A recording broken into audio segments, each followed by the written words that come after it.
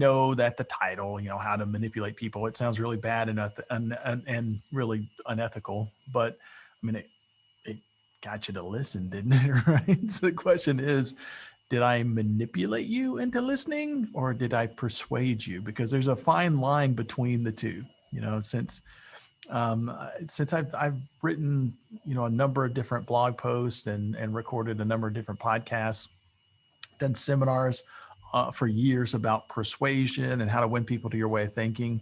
And I thought it might be fun to kind of explore the darker side, the terms that I used before, like manipulation, persuasion, influence. What's the difference between those terms? What makes them different? Well, the major difference between persuading somebody and manipulating them tends to rely on who benefits from the action. For instance, manipulation occurs if I get you to do something that benefits me but harms you.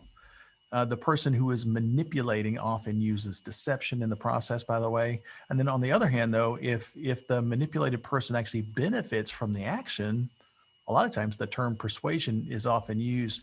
I mean, a good way to kind of explain it is that, Western law here in the United States and a lot of the other Western European countries and Western world anyway, is based on Judeo-Christian principles of what's right and what's wrong. So if you adhere to these principles, then the difference between persuasion and manipulation seems obvious.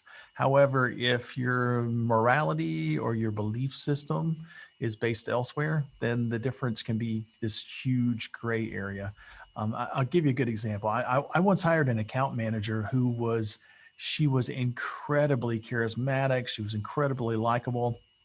In fact, she was one of my best salespeople for quite a while anyway, if not for years, just for quite a while.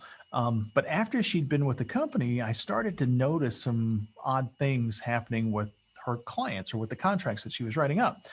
It started out really, really small. For instance, on occasion, she would accidentally charge the client a discounted price in order to close the sale. And, I was a sales guy for many years too. And so I know that, sometimes you kind of play some games to make sure that you hit your numbers and that kind of thing.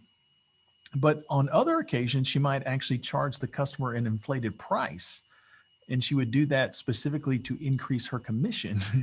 And that's way across the line, right? So I remember having a few discussions with her about ethics and morality. Eventually, I had to let her go. I mean, I have to be able to trust you in order to have you working with my customers.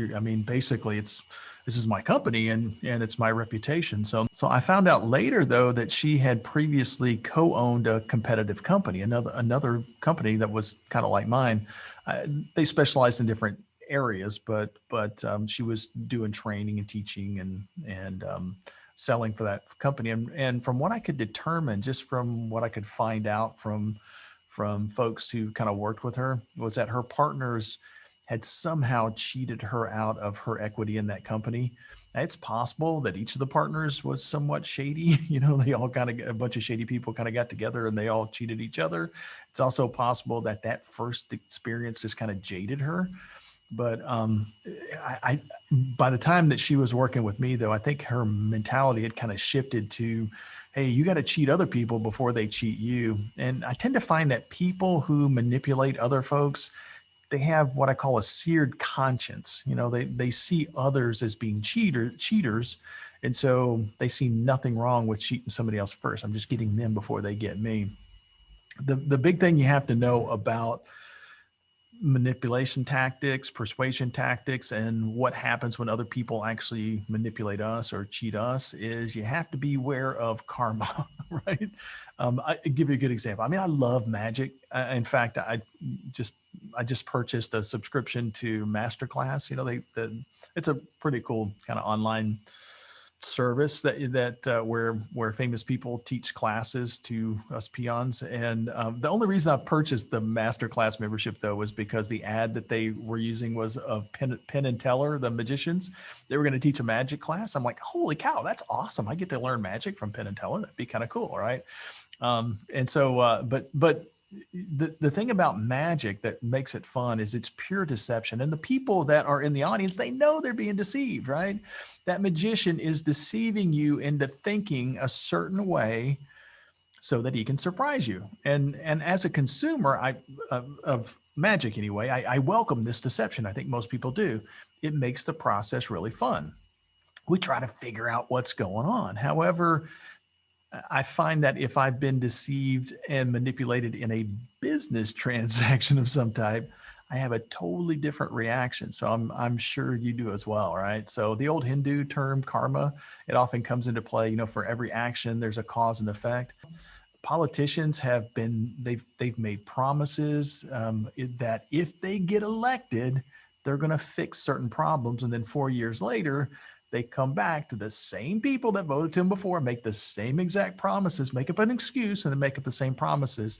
And one of the things that Donald Trump has done, I mean, he's got this huge population of people who just absolutely love him. I mean, obviously, he's also got a huge population who absolutely detests him as well. And but if you're in the latter, if you're one of these people that just can't stand Donald Trump, then you may not actually understand why there are so many people out there who would crawl over broken glass to vote for him. But since he was elected, though, politicians, and reinforcing that, the word politicians on both sides of the aisle have shown him absolute contempt. And hopefully, as you listen further, you may begin to see why. Because the thing that a con man, or a magician for that matter, despises the most is the person who exposes the con.